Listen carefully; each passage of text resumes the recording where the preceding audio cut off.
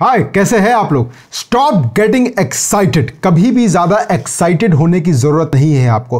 हो सकता है आपका एक्साइटमेंट जो है आपको डिप्रेशन की तरफ ले जाए। मैं ऐसा क्यों कह रहा हूं आपको इस वीडियो के लास्ट तक सब समझ में आ जाएगा। तो चलिए वीडियो शुरू करते हैं। जब आप किसी सिचुएशन में, अगर आपके साथ कुछ अच्छा हो रहा है, किसी सिचुएशन में आपका कुछ बहुत ही आउटर वर्ल्ड में बाहर सर्कमस्टेंसेस काफी अच्छा रहा एंड अगर आप उसको देख के एक्साइटेड हो जाते हो, सपोज करो आपका जॉब में प्रमोशन हो गया, आपको एक्सपेक्टेड नहीं था, आपको बोनस मिल गया, या फिर आपको बिजनेस में रिजल्ट्स अचीव होने लगे, जल्दी जल्दी आपके सारे एम्प्लॉयज काम करने लग गए। अगर आप इन चीजों को लेके, मैंने कुछ एग्जांपल्स दिए, चाहे जो भी चीज को लेके जो आपके बाहर सर्कमस्टेंसेस में होती है, आउटर वर्ल्ड में, अगर आप एक्साइटेड हो जाते हो तो समझो होता क्या है। आपका कॉन्शियस माइंड जो है इन चीजों को रजिस्टर करता है एंड आप उसके बाद इमोशनली इन्वॉल्व होते हो। वो आइडिया सबकॉन्शियस तक जाता है, आपके बॉडी का वाइब्रेशन जो है पॉजिटिव हो जाता है, आप पॉजिटिव फील करते हो, इसलिए आप एक्साइटेड फील करते हो। ये है पूरा प्रोसेस। लेकिन इसमें एक दुविधा है। दुविधा ये है कि अगर कुछ अच्छा होता है तो आप एक्साइटेड फील करते हो,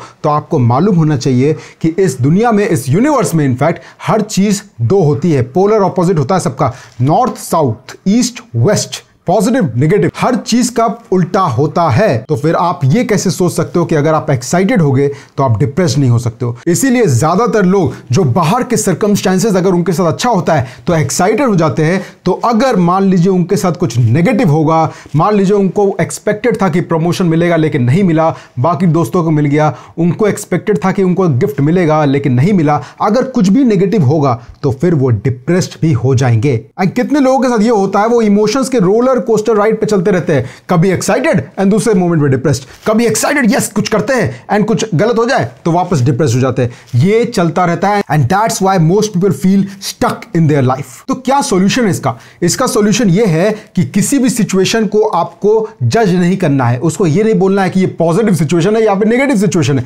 एक्साइटेड नहीं होना है, ना ही डिप्रेस्ड होना है। उस सिचुएशन को बस ऐसे देखो कि वो सिचुएशन बस है, that's it, it just is. नहीं समझ में आया? क्लियर करता हूं। अभी आप मेरा वीडियो देख रहे हो सकता है आप एक रूम में बैठे होंगे, लेकिन मैं आपसे अगर ये क्वेश्चन पूछूं कि जिस रूम में आप बैठे हो, क्या वो रूम बड़ा है या छोटा है, तो आप कहोगे किसके कंपैरिजन में, राइट? कंपैरिजन होता है तभी तो हम जज कर सकते हैं कि कौन बड़ा है कौन छोटा है। हो सकता है आप जब रिलेट करोगे तो आपको पता चलेगा, हाँ मास्टर बेडरूम है उससे छोटा है मेरा रूम और दूसरा रूम जो है उससे बड़ा है मेरा रूम। लेकिन आपने रिलेट किया ना। अगर आप रिलेट नहीं करते हो या कंपेयर नहीं करते हो तो फिर क्या बोलोगे? कुछ नहीं बोलोगे। आपका रूम ना बड़ा है ना छोटा है, बस है, दैट्स इट।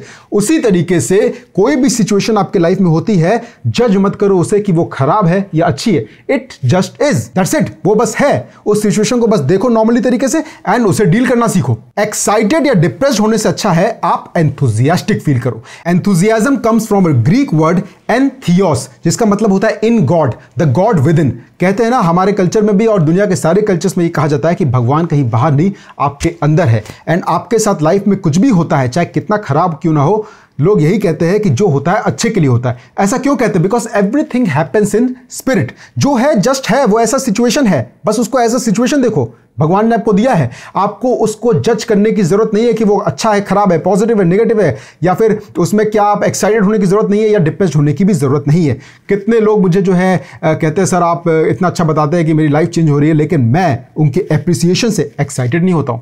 कुछ लोग हो सकता है क्रिटिसाइज भी करेंगे कि अरे यार तुम अच्छा नहीं बोलते, दूसरा स्पीकर ज्यादा अच्छा बोलता है, या फिर तुम्हें ऐसे करने की जरूरत है। अच्छी बात है, मैं उनको भी कहूंगा thank you for your compliments. मैं उनका देखूंगा कि क्या मुझे अपने वीकनेसेस पे वर्क करने की जरूरत है एंड मैं काम करता रहूंगा। ना ही मुझे किसी एप्रिसिएशन से एक्साइटेड होने की जरूरत है एंड ना ही मुझे क्रिटिसिज्म से डिप्रेस्ड होने की जरूरत है, क्योंकि मैं हर सिचुएशन को नॉर्मल तरीके से देखता हूं कि वो बस है, that's it. I don't have to जज इट। एंड अगर आप भी लाइफ में सक्सेसफुल होना चाहते हो और कोई बड़ा गोल अचीव करना चाहते हो तो ये समझ लो भाई, क्योंकि अगर आप ज्यादा एक्साइटेड हो गए, अगर आपको कोई चीजें मिलती हैं, तो फिर जितनी ज्यादा आप आगे जाओगे तो लोग आपको क्रिटिसाइज भी करेंगे, आपको किसी ना किसी तरीके से, चाहे आप कितना अच्छा काम क्यों ना कर लो, कहीं ना कहीं लोग आपको ब्लेम करेंगे किसी ना किसी चीज के लिए।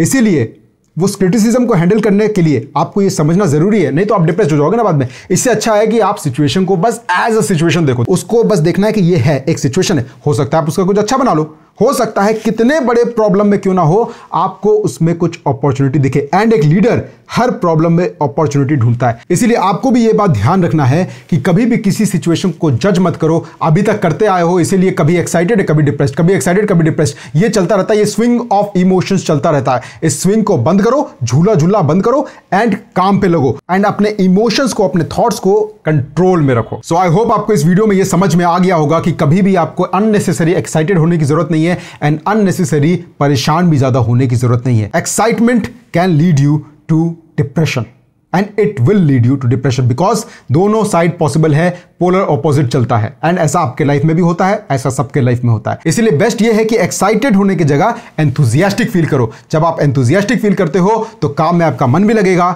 एंड आप हमेशा अपना बेस्ट दोगे। So that's all for today. Thank you so much for watching my video. मिलते हैं आपसे नेक्स्ट वीडियो में। तब तक के लिए take care of yourself and your family. All the very best. Thank you so much for your time. बहुत बहुत धन्यवाद। नमस्कार। जय हिंद।